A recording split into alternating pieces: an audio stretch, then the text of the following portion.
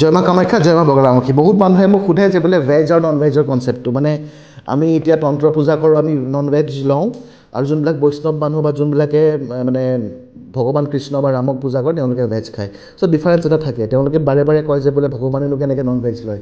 চ' মই ইয়াত কনচেপ্টটো আপোনালোকক ক্লিয়াৰ কৰোঁ চমু ভিডিঅ' এটাত, যে ৰামকৃষ্ণ পৰমহংসও কিন্তু নন ভেজ খাইছিলে, তেওঁ সদায় নন ভেজ খাইছিলে। তেওঁ কেতিয়াও নিজৰ শিষ্যগণক কোৱা নাছিলে যে তুমি কেতিয়াবা মানে এইটো খাবা বা এইটো খাবা, কেতিয়াও কোৱা নাছিলে। কিন্তু আমাৰ আজিকালি মানুহবিলাকে কয় যে বোলে মানে ভেজ এইটো হ'ব লাগিব, এইটো নন ভেজ হ'ব লাগিব। কিন্তু শাস্ত্ৰমতে বা ধৰ্মমতে আচলতে কথাটো হৈছে, যদি আমি নন ভেজো যদি আমি খাওঁ, কিন্তু সেইখিনি বস্তু যদি আমি ভগৱানক উচৰ্গা কৰি যদি ভগৱানক আমি চিন্তা কৰি পেলাই আমি যদি খাওঁ, সেই বস্তুখিনিও কিন্তু সাত্বিক হয়। তন্ত্ৰ মাৰ্গত আমাৰ কোনো ধৰণৰ এনেকুৱা বাইণ্ডিংছ বা এনেকুৱা বাধকতা নাই।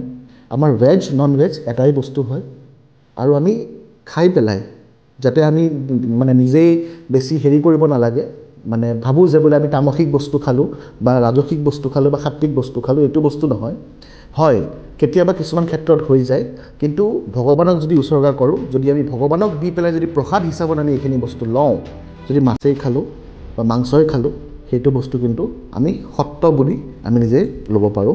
যেনেকৈ তন্ত্ৰত এটা বহুত ছেকুলাৰ কলাচাৰ, এটা বহুত ছেকুলাৰ পাৰ্ট অফ তন্ত্ৰ, এই তন্ত্ৰত আচলতে সদায় নন ভেজক মানে প্ৰিফাৰ কৰা হৈছে, আৰু কিন্তু প্ৰিফাৰ কৰা হৈছে ভগৱানক অৰ্পণ কৰাৰ পিছত, ভগৱানক প্ৰসাদ হিচাপত দিয়াৰ পিছত। তেতিয়া কোৱা হৈছে যদিও আমি মাছ মাংস ভগৱানক দি পেলাই আমি যদি গ্ৰহণ কৰোঁ, সেই বস্তুটো কিন্তু তামসিক গুণ নাথাকে, তাতে সাত্বিক গুণ থাকে।